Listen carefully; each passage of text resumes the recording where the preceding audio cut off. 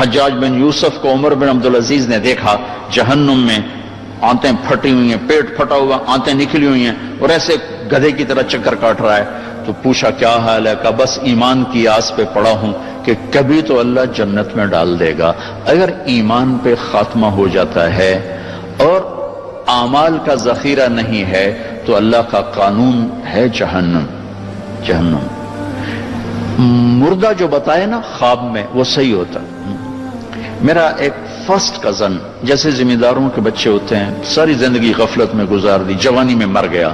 بس وہ نمازیں اس نے پڑھی جو کبھی میں کھینچ کے مسجد میں لے گیا، یا پھر عید کی 2 نمازیں، اس کے علاوہ مجھے یاد نہیں.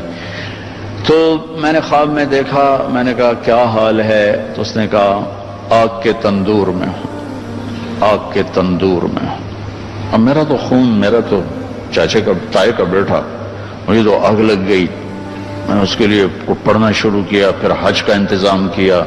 تو حج کے بعد جب واپس آیا تو پھر مجھے نہیں خواب آیا، ایک اور ساتھی کو خواب آیا کہ طارق میاں سے کہو تمہارا تحفہ مجھے مل گیا، وہ جو میں نے حج کروایا اس کی طرف سے.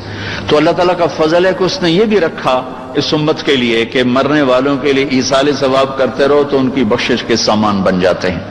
تو اگر ایمان ہے اور عمل نہیں ہے تو سیدھا جنت میں نہیں جائے گا، وایا ہو کر جائے. پوری دنیا ایک ناکامی کا سمندر ہے اور انسانیت کا سفینہ اس میں غرق ہوتا جا رہا ہے، ہوتا جا رہا ہے، ہوتا جا رہا ہے. میں اس صورت کا یہ لفظ جبوتی میں جا کے سمجھا جب ہمارا سفر تھا کشتی کا. ہماری کشتی آگے وہ ذرا جدید تھی اور دوسری کشتی پیچھے وہ ذرا پرانی تھی. وہ سٹیمر تھا، اس میں 250-300 افراد تھے.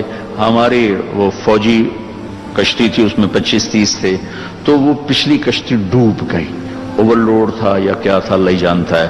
جیسے 2-3 حجکو لے لیے اور یوں الٹ گئی اور اس میں کوئی 150 آدمی شہید ہو گئے.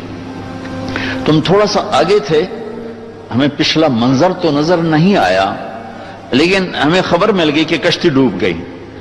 تو ایک دم میرے منہ سے نکلا کوئی بچا ہے؟ چونکہ میں تو ان کو یوں تو ہم ساتھ ساتھ تو چلے تھے، ہم تیز تھے، ہم آگے نکل گئے، وہ تھوڑا پیچھے رہ گئے تھے. میں نے کہا کوئی بچا ہے؟ میں نے کہا پتہ کوئی نہیں. ان الانسان لفی خسر، جلال ہے، ساری دنیا کے مرد عورت ناکامی میں ڈوب گئے. تو ایک دم گھبرائی ہوئی آواز آئی، یا اللہ کوئی بچا ہے؟ کوئی بچا؟ یہ سارے گئے. تو اللہ نے کہا نہیں، کچھ بچ گئے. اللہ کا لفظ ہمیشہ کمی کو بتانے کے لیے آتا ہے. اللہ کے بعد جو ہوتا ہے نا تھوڑا ہوتا ہے. وہ سارے آ گئے، ہاں جی، صرف طارق جمیل نہیں آیا. ہاں تو صرف اردو میں اللہ، صرف کا مطلب ہوتا ہے اب بعد میں لوگ تھوڑے رہ گئے. یہ سارے بھائی بس صرف یہ 2-3 نہیں آئے. اللہ 7 ارب انسان تباہ ہو گئے. اللہ کچھ بچ گئے. کون بچ گئے؟ یہ 4 کام جنہوں نے کیے وہ بچ گئے. کون؟ آمنو. اس شرط کے لگنے سے سارے کافر ناکامی میں چلے گئے.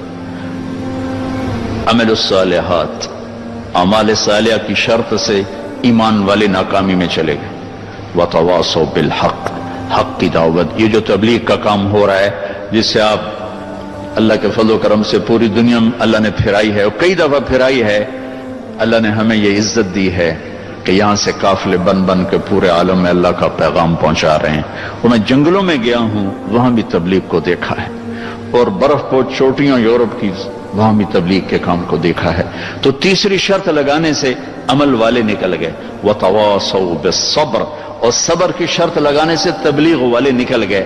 ہر جگہ ناکامی کے مفہوم میں تھوڑا تھوڑا تھوڑا فرق. ایمان کی شرط سے ناکامی ہے جہنم، کبھی جنت میں نہیں جا سکتے.